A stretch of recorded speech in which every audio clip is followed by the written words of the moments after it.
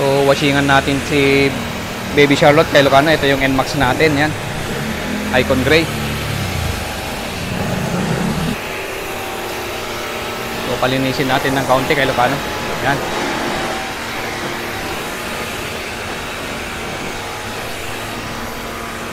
Ganda talaga nung pang-washing yung ganito kay Ilocano, high pressure. Talagang tanggal lahat yung ano mo nito. So punasan na natin kay Ilocano. So far matagal na sa akin tong motor na to kay Ilocano, magti 3 years na. Ito po yung Icon Gray version.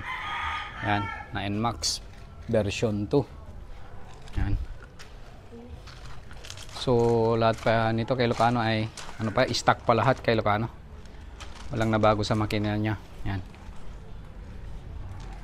Po yung Icon Gray natin, si Baby Charlotte. So punasan lang natin para kumintab naman ng kaunti. So far magti 3 years na kay Ilocano, pero battery pa lang yung ano, yung nagka-problema sa kanya. Yan, mukhang matibay naman siya.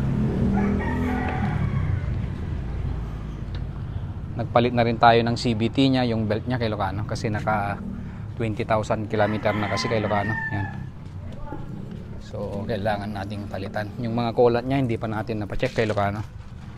Yan, tapos yung maintenance natin, gear oil at saka change oil. Nag-change oil ako every 2,000 km kay Ilocano. Pati rin yung gear oil, sinasabay ko na sila. So yan kay Ilocano. Naglilinis lang natin yung motor natin.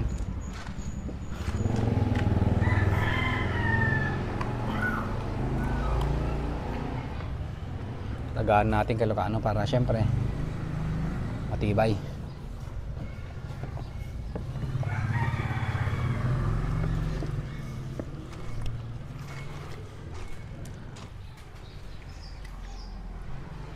Yung pintura niya kay Ilocano original pa, hindi pa yan na repaint.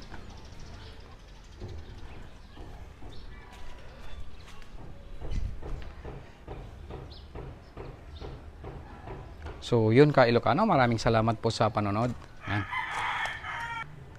Ingat po tayong lahat.